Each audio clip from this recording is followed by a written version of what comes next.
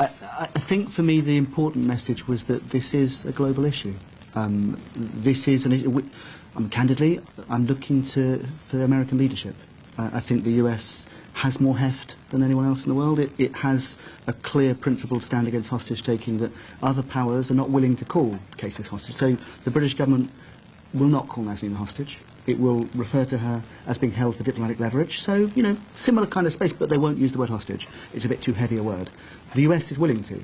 I think that's really important to you know, call a spade a spade. Can I just quickly add that I think it's also really important to realise that this is not a partisan issue. Not only just human rights in Iran, but this in particular should be something that we all agree on, either side of the aisle, and that the clear message, I hope, is that human dignity is not negotiable. We have always believed that over the past 12 and a half years, based on what we have learned, that pressure works with them.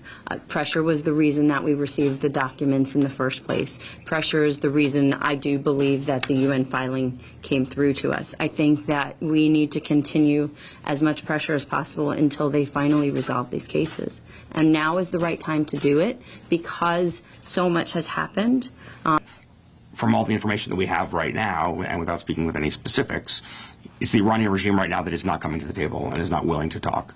And this is a problem not just for the United States, but for the UK and for other countries around the world. And the reason they're not willing to talk, in my view, is because there have been no serious consequences imposed on them for the ongoing imprisonment of hostages, right? If there was, they would have to reconsider their calculations. And while I, believe that they're, the government of Iran is an authoritarian regime that violates the human rights of its own people and of foreigners with utter impunity, they're quite rational, I think, in their actions and in their desire for self-preservation, and we simply need to change their calculus. And we have not done anything sufficiently significant to change their calculus.